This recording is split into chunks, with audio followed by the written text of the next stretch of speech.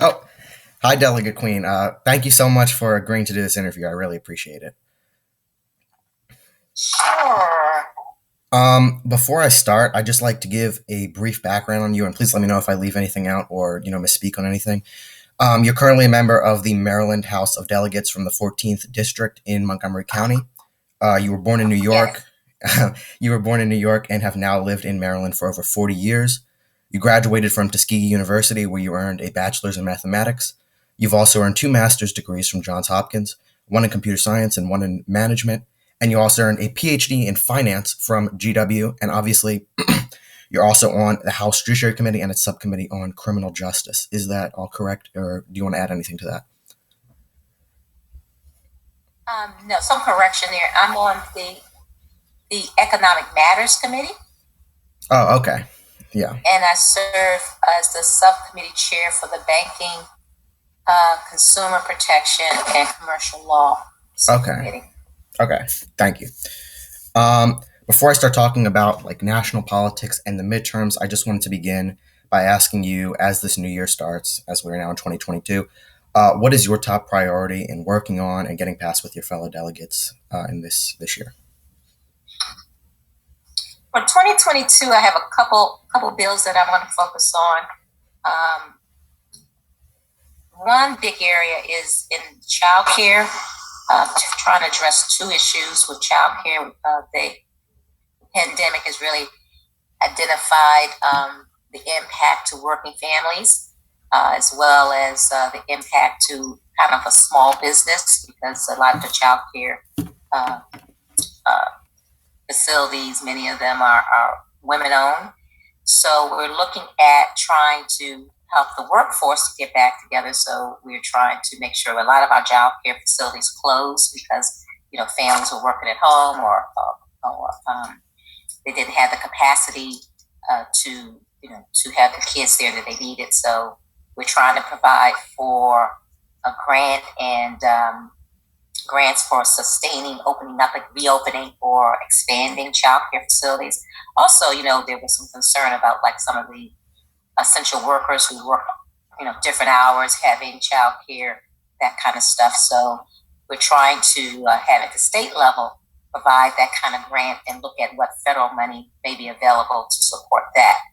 The other part of it is to look at the cost of child care. This is an issue I've been talking about for a while, but the cost of child care is very expensive for families. They're spending more sometimes on child care than they're spending on some other their other major expenses. So there was a federal bill called the Working Families Act, I believe it's called, that they were trying to get passed at the federal level. If your child care expense is more than 10% of your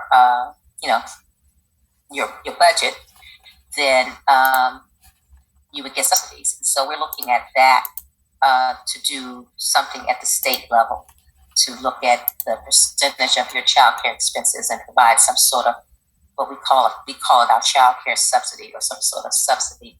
Child care, we call it the child care scholarship.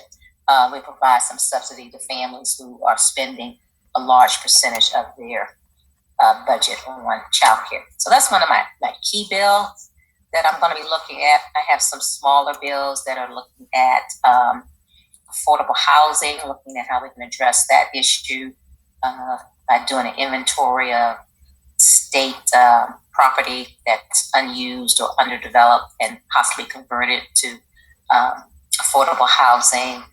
I'm looking at an issue around identifying what we call urban agriculture zones. These will be used to kind of help bring more open space and green space to urban areas, but also to provide for areas that may have food deserts, that they could grow food locally and get some sort of USDA grants and as initiatives to start those things. So those are the kind of key topic areas I'm working on. Great. Now to my next question. How do you believe that the House of Delegates would be able to work in a bipartisan manner on any policies given the current governor of Maryland, Larry Hogan, is a Republican, is there anything you think you can come together on to get legislation passed that way? Oh, we get a lot of things done in the Maryland General Assembly. We're not like some of the other states where the legislature and the governor are different parties. We passed quite a bit of things.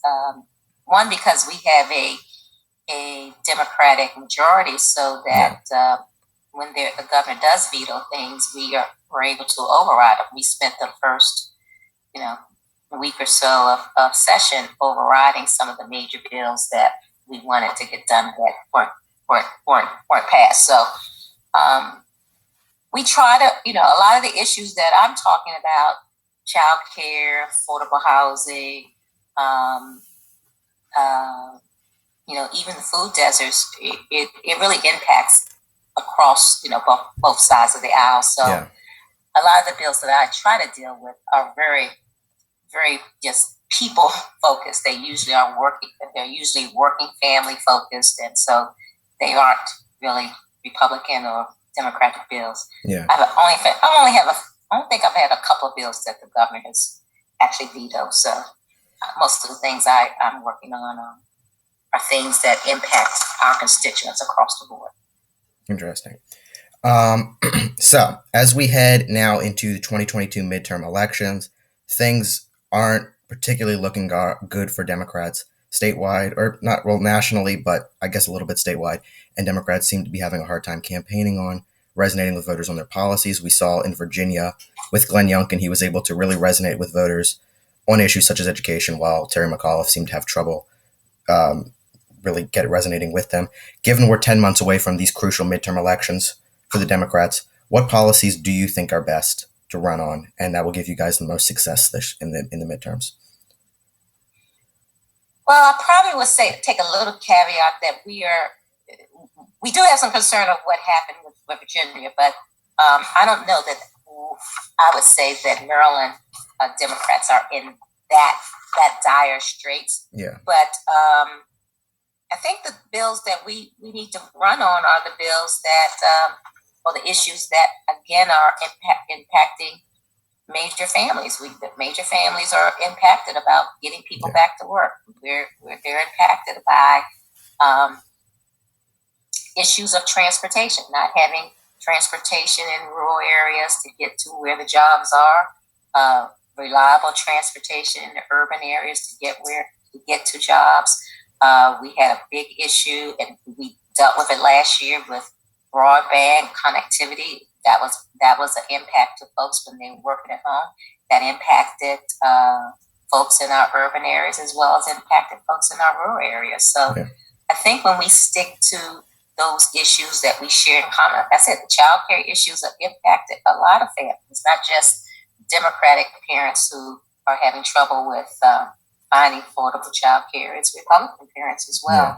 So when we focus on those sorts of issues and don't allow, sort of the squeaky wheels to, what I saw in Virginia was they really got riled up over one issue that really wasn't even well understood.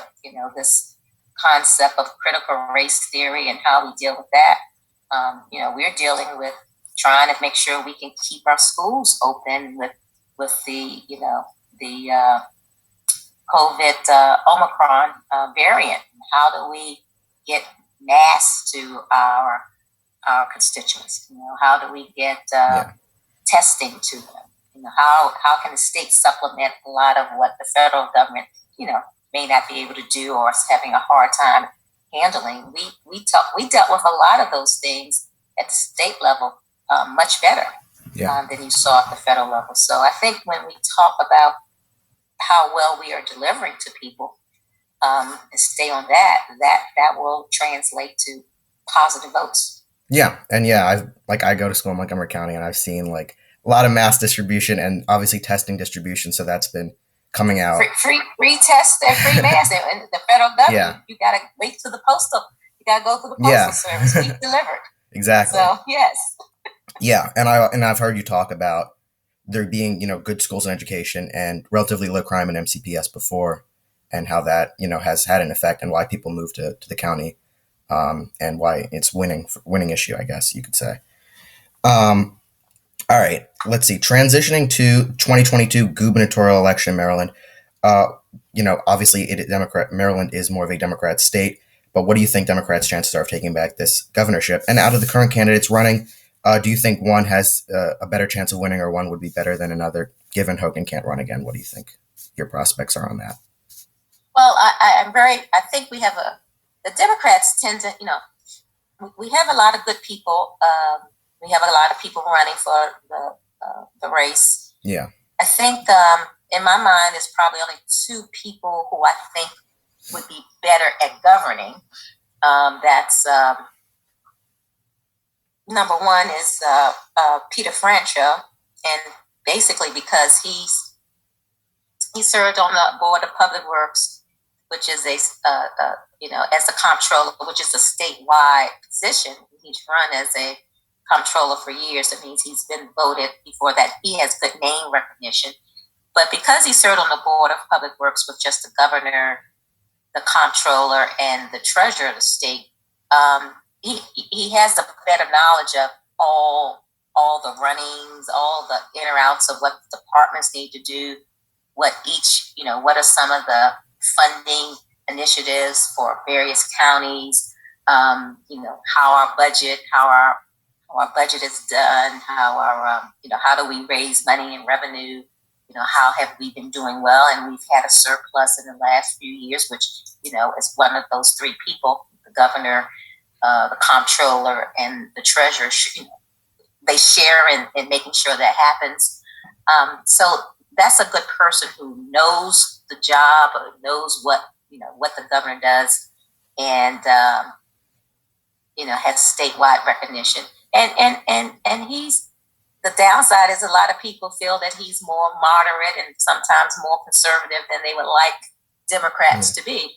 And to me, that's a good thing, because you are the elected official for the whole state. So you should be a little bit, in the middle, or there should be some things you make one side mad about, and some things you make another side mad about. So I think to me that's a good thing. So I know a lot of people, sometimes roll their eyes when you say, "Oh, he's not a true Democrat," but I think he's a good leader, and that's what we need is a good leader who can who's going to know our issues and be able to address it. And I'm really concerned, especially with as you mentioned, Larry Hogan can't run again, so we're going to have a new governor regardless. Yeah. And we're going to have a new comptroller, because the comptroller his seat is up to run for governor. And we just got a new treasurer in, although that's a good person. I know him, and he'll be a good person. But you have three key areas that are going to have new people. Yeah. And so the idea that you would, that's another reason why I'm thinking Peter Franchot would be good, because of some level of consistency, some level of somebody knowing what happened and why we did this or whatever. I say it's akin to a business. You would never change your CEO, CFO, and CIO all at the same time, right? The business would fail. It has no sense of, leadership and what the plan, what we were doing and why we were doing. You lose all that continuity. That to me would be hard for Maryland, right? Yeah. And coming off of a pandemic, so that's my thought of it.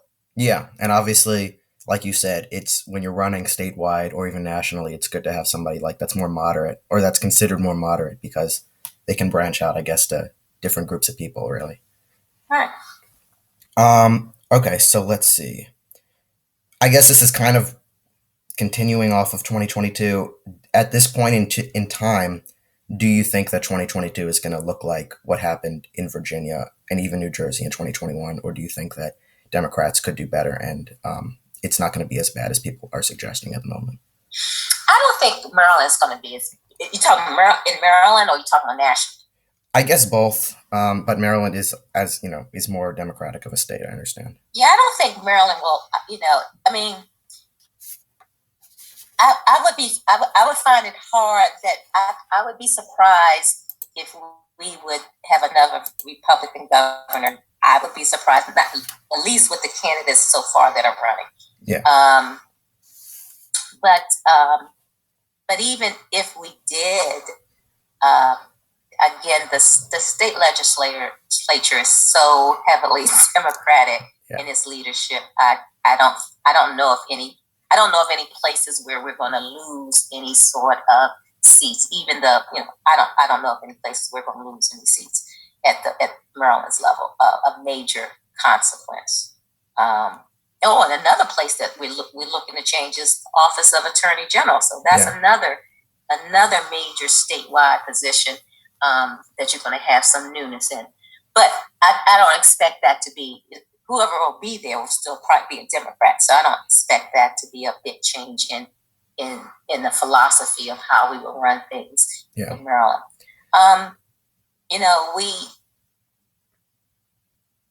I'm very concerned about the federal level. I mean, because of all, the gridlock they have. They can't get something like a Voting Rights Act passed. That to me is kind of crazy.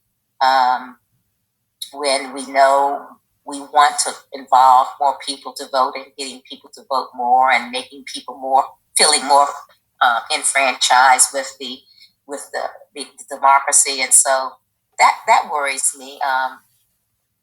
Especially because the way people work and the way people have multiple jobs, having mail-in ballots makes sense.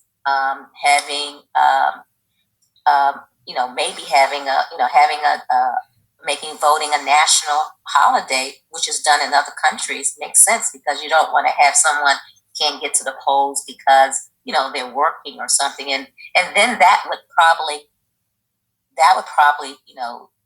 lessen all the those extra hours we have to have for early voting and all that. If you had a national holiday, probably could get everybody be off and stuff for the folks who are working the polls. So that to me would make it available to and more people to vote. So I don't see things that are at the federal level and why we're having so much trouble at the federal level passing something that seems reasonable to me as legislation.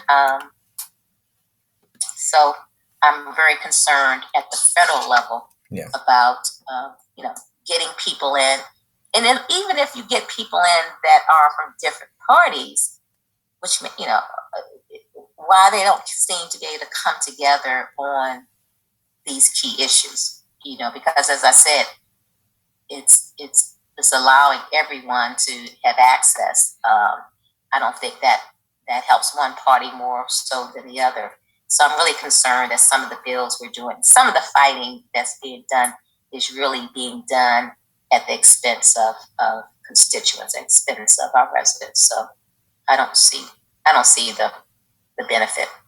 And then I guess to go on to I guess you can say it was like somewhat of a failure with not being able to pass the voting rights legislation in the national government. And also when you look at President Biden's infrastructure bill, unable to pass, do you think that partially has had that effect on Democrats not looking as good for the midterms? Or do you think it's other issues? Well, I think those things I think the problem is that the Democrats, we tend to not want to sometimes be honest with our constituents to say, look at how this is impacting us, right? Think about, people are complaining, and I was talking to some friends of mine this weekend who were talking about the free mask and things we were giving out in our libraries in Montgomery County. And I said, well, and the tests, and I said, you realize the reason why we have to give out all these tests is because we can't get the mandate approved. If we had a mandate for vaccines, we wouldn't need all these tests, right? Because the tests are the backup plan for if you don't get, if you're not going to take, the shot, the vaccine, then you've got to have all these tests to prove you are okay to come back to work or you're okay to come back to school. Well, we wouldn't need all these extra tests you have to take so frequently if you're vaccinated, right? Yeah. if we had a major population being vaccinated in the 80% that Biden was trying to get us to, we wouldn't need all these tests. So they talk about him having a failure with getting these tests out, but he wouldn't have needed to have all these tests out if we had followed the vaccination guidance that was provided. So a lot of what we're doing is trying to find another way to protect people or to get something done. We're working on plan B and C because plan A didn't work. And so we're getting blamed because B and C wasn't a good plan, but A was the plan we wanted that you didn't let us get done. So that part, I think, is the problem with politics, because if I go out and say that, nobody wants to hear that, right? They don't want to hear that the reason why I'm on plan B and C is because you didn't follow the rules on plan A. Nobody wants to take responsibility for that. Yeah. And then also, I guess going back a little bit to what you were talking about with Maryland and statewide elections, I know other election channels have said that with the redrawing of the congressional map and that the Maryland Democrats are kind of showing mercy on the Republicans by making one district somewhat more Republican winnable. Do you think that that's true, or what are your thoughts on the redrawing of the congressional maps in Maryland? I don't know if it was so much to give mercy to them. How would you put it? I think they felt that, and this is, I don't know if it was someone else I was talking to before about it. You have to understand, in Maryland, the registered Democrats are like at least 2-1, almost like 3-1. I mean, in my district, District 14, I have about 70% are Democrats. Then the 30% are split between Republicans and independents. So I'm in a district where I have 70% of registered Democrats. Yeah. You can't draw that map any kind of way to get a majority of Republicans in my district. Oh, yeah. You can't do anything with that. So the idea that, we could have drawn a map that would have given them more than one, even more than one congressional district is, to me, is preposterous. If you're going to have to have the same equal population, because that's part of what you have to have, and try to have some connectivity between those areas. It's just no way you could do it and give them a majority of you couldn't getting one district with a majority was a task, because it's just not there. Yeah. The registered Democrats are not in our state. I can't talk about other states, but not in Maryland. It's just not there. People are very dispersed, and then when people are sort of feel that the Democrats are too progressive or the Republicans are too conservative, they tend to be independents. We have almost as many independents in Maryland as we have Republicans. Yeah. So how could I draw it any other way? Yeah. And now moving to just my final topic, and this is with regards to 2024. In an interview on Today, Vice President Kamala Harris didn't really say as to whether or not she and President Biden would be the ticket in 2024. And this is hypothetically speaking. Should Biden decide not to run for re-election, and therefore they're not the candidate, is there a specific candidate you believe would be best to succeed him at the moment? As you know, all sorts of names have been brought up, obviously from Vice President Harris to Pete Buttigieg to even Mayor Eric Adams in New York City. Do you believe there's a specific person, or you're just waiting and see? I've not gotten past this gubernatorial race. We've got to get a Democratic governor here in Maryland. Yeah. That's really my first and foremost concern. But afterwards we'll kind of look and see. I'm not surprised Biden wouldn't run it as his age, so I don't know why that would even surprise people. that he's, he wasn't going to run another term. So we'll see. We'll see what's coming out of that. But right now, we've got to get a Democratic governor here in the state of Maryland. And then final question, what is your hope for Maryland as we enter this new decade? What do you hope to see come about? Obviously, I know with your boss. I was hopeful, and that's why I made the comment about, some of the things we've gotten done. I think we have made some very good strides even over the last 4 years, the last 8 years, even though we've had a Republican governor. I think, as some people have said, it just has made the House and the Senate, the Maryland General Assembly, we had to work harder at some things because, again, the governor vetoed it. But, you look at the police reform that we've done, it's landmark. People are looking at it in other states. You look at what we've done with education, Blueprint for Maryland. I think that's these are good starts. We have more to do with that. We need to. I think that's why we said we're going to focus a lot on this session. We need to get moving a little, more progressive in our environmental issues. But we tend to, tackle some of the major social issues and try to work on it. We did do some things with voting. We've broadened some access to voting, and you can. Once you vote by mail, you will be always voting by mail unless you change it. So we have been trying to expand the, access to voting for people. So we have done some good things, and I think we could do a lot more once we get a Democratic governor. But I think we do well for our state. We can do better, but we do okay. Well, yeah, thank you so much once more for agreeing to this interview. I really appreciate it and giving the opportunity to talk to you. And I would love to talk to you again sometime in the future. Okay, well, thank you. Thank you. Have a great day. Thank you very much.